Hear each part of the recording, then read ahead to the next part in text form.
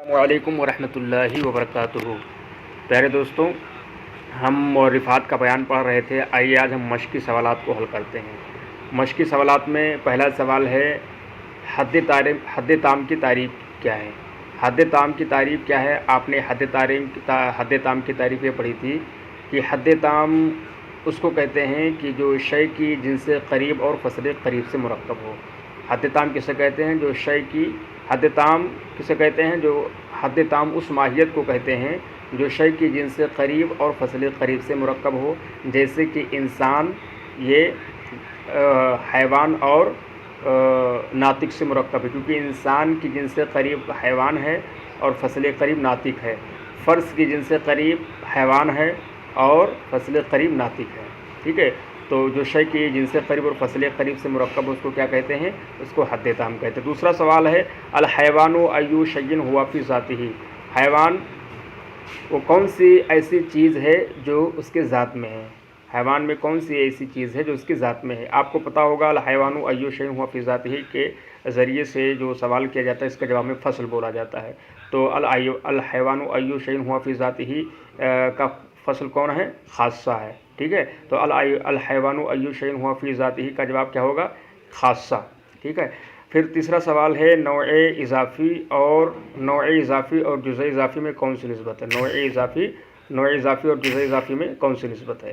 دیکھیے، نوع اضافی اور جزء اضافی، پہلے آپ یہ سمجھ لیجئے کہ جزء اضافی کیا ہے، نوع اضافی کیا ہے۔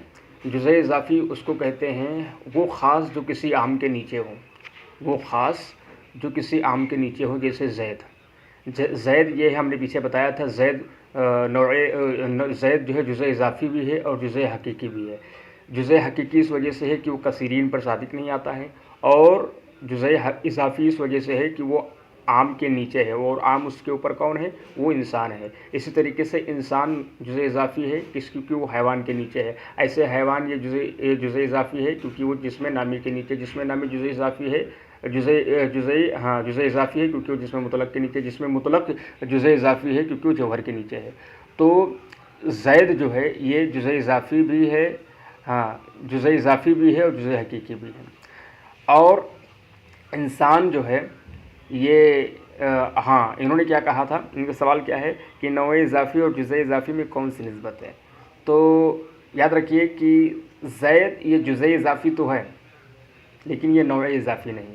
انسان نوع اضافی بھی ہے اور جزء اضافی بھی ہے، ٹھیک ہے؟ تو صاف پتہ چل گیا کہ ہر جزء اضافی ہر نوع اضافی جو ہے، ہر نوع اضافی جزء اضافی تو ہے، ہر نوع اضافی، کیونکہ نوع اضافی اس کو کہتے ہیں جس پر کوئی جنس بولا جائے۔ نوع اضافی کس کو کہتے ہیں؟ کہ جس کے اوپر کوئی جنس بولا جائے یا جس پر کوئی جنس بولا جائے۔ تو زید یہ ہے جزء اضافی تو ہے لیکن نوع اضافی نہیں ہے، کیونکہ زید کے اوپر جنس نہیں ہے، کیونکہ زید کے اوپر انسان ہے اور انسان جنس نہیں ہے۔ تو زید جزء اضافی ہے لیکن نوع اضافی نہیں ہے، لیکن انسان جو ہے یہ نوع اضافی بھی ہے اور جزء اضافی بھی ہے۔ جزء اضافی اس وجہ سے ہے کہ یہ حیوان کے نیچے ہے، اور نوع اضافی اس وجہ سے ہے کہ انسان کے اوپر حیوان بولا جاتا ہے۔ تو ہر نوع اضافی جزء اضافی تو ہے، کیونکہ حیوان بھی جزء اضافی، جسم نامی بھی جزء اضافی، کیونکہ اس کے اوپر جنس ہے۔ تو ہر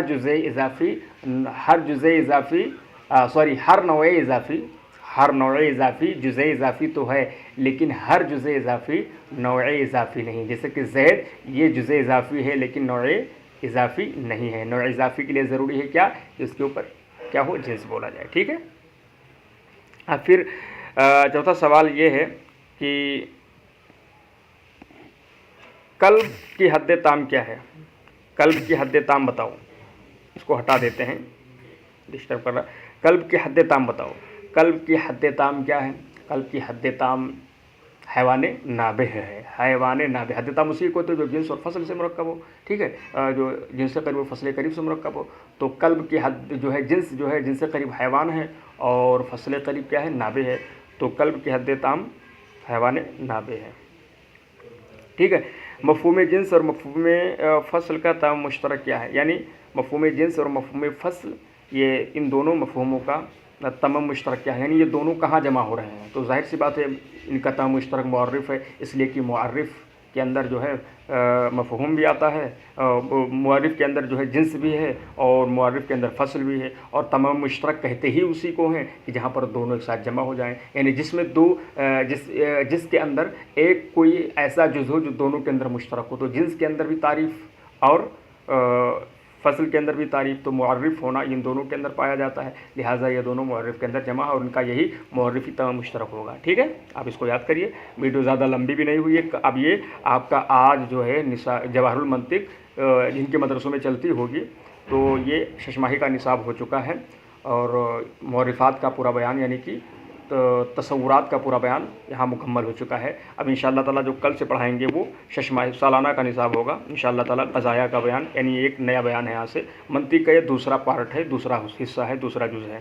یعنی منطق کے اندر جو ہے موضوع اور جو ہے منطق کا موضوع حجت اور جو ہے معرف اور حجت تھا، تو معرف کو ہم نے پڑھ لیا اور حجت کو ہمیں پڑھنا ہے. یا یہ کہہ لو کہ تصورات و تصدیقات کو پڑھنا تھا، تو تصورات کو ہم نے پڑھ لیا اور تصدیقات ابھی باقی ہے. ٹھیک ہے، السلام علیکم ورحمۃ اللہ وبرکاتہ.